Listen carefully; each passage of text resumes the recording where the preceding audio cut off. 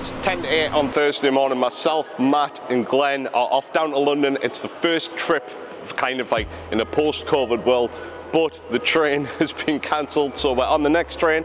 Yeah, it's going to be an exciting trip. And Greg's, if you're watching, product placement, give her a sponsor.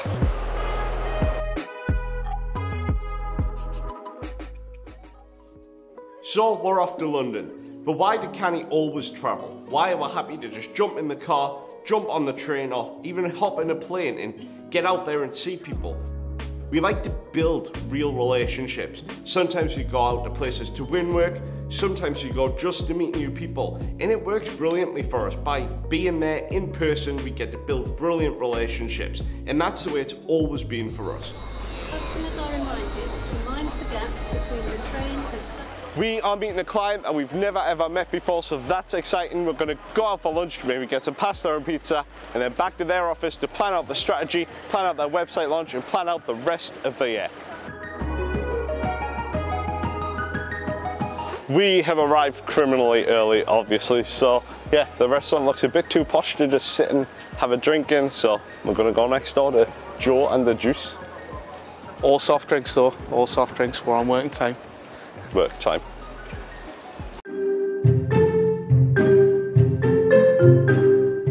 Work time.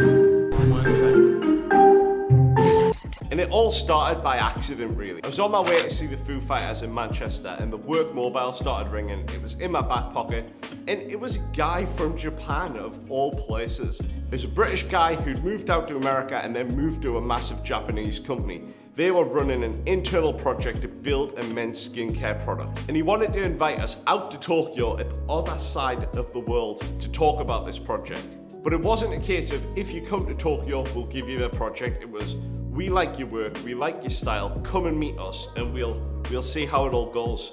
But we decided it was worth the gamble. And also, I like traveling, so we hopped on the plane, as you do, across the other side of the world.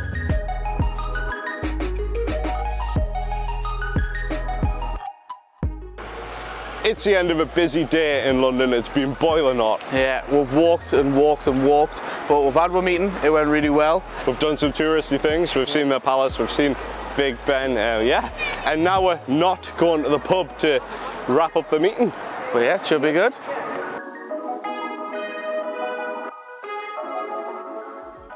Needless to say, things went well in Japan. The end project was Shodai, a project we remain immensely proud of. It was featured in Men's Health magazine, it was featured well online in the digital press, and it was featured in the LA Times. Once we'd kind of seen all of that happen, there was a bit of a snowball, and selling into other major economic centers in other countries didn't seem as much of a challenge as it did before that. Obviously, going out to Tokyo was a huge risk, but it did reap a huge reward. And that kind of ethos has flowed through Canny ever since.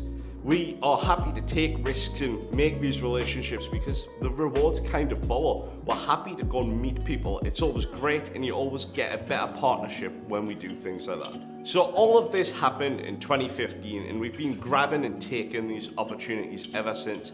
By having this big project in Japan, we ended up with other international clients, which builds a lot of trust and credibility with brands around the world. So the snowball was rolling. We were picking up clients in all sorts of places. We ended up with clients on every continent. It was fantastic. We had a lot of frequent flyer miles on the business. But then COVID hit.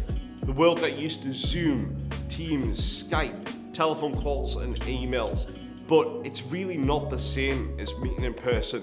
So as the world opens up again, I'm happy to say, we're back, we're excited to be back, doing what Canny does best, meeting people, building those relationships.